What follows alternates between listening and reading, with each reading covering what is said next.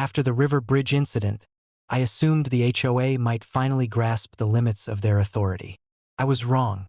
The next act of audacity arrived in the form of a blockade. 5 massive shipping containers parked across the only road leading to my farm. According to a hastily scrawled notice left on my gate, the HOA claimed that this temporary obstruction was a result of zoning disputes, safety inspections, and a laundry list of grievances I hadn't been consulted on. At first, I stood silently in my driveway, staring at the towering steel containers. They were formidable, each one at least 40 feet long, stacked neatly to completely block access.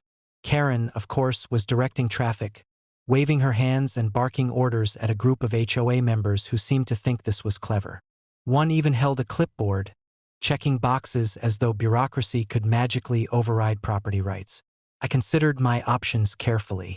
Calling the authorities might resolve the situation, but it would be slow and possibly lead to more fines, reports, or paperwork. No, this required a more creative approach. I walked over to the nearest container and examined it. It blocked my only road, but it also happened to be perfectly aligned with the slope and terrain leading directly to the HOA office itself. An idea formed, a countermeasure that would be both legal and poetic. Within a few hours, I began making minor adjustments. I moved strategically placed logs and leveled dirt along the slope, ensuring that any attempt to remove the containers without my involvement would be impossible without heavy equipment and, more importantly, my permission.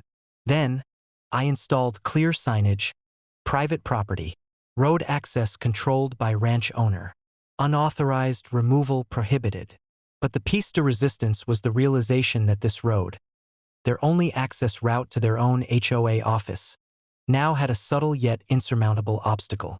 The containers were blocking not just my farm but the pathway they themselves relied on to reach their headquarters. It was a twist of fate.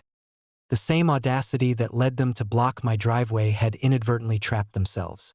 Karen and her team arrived later that day, expecting me to negotiate. I greeted them calmly, pointing out that while the containers were technically on the road I controlled, removing them without my consent would constitute trespassing. Her face turned red as she realized the irony.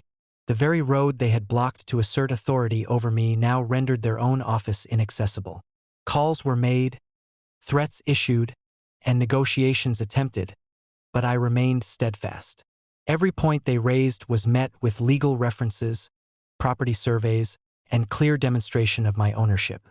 Ranger patrolled the perimeter, adding an unspoken layer of authority that no bureaucracy could counter. By evening, the HOA members had no choice but to retreat. They realized that their overreach had backfired spectacularly.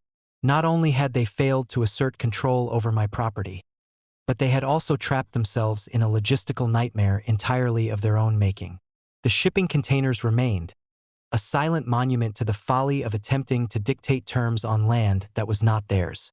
I walked along the driveway, surveying the containers and the surrounding fields, reflecting on the sequence of escalating absurdities. Each act of arrogance by the HOA had been met with a response that combined preparation, strategy, and subtle irony. Their blockades, fines, and lawsuits had all been turned back on them, reinforcing one immutable fact: the ranch was mine and I determined the rules. As the sun set, casting long shadows across the driveway, I leaned against the hood of my truck, Ranger by my side, and smiled. The HOA had learned another lesson in humility, logistics, and the consequences of overreach. The road was clear for me, the containers stood as a reminder, and for once, the irony was as satisfying as it was complete.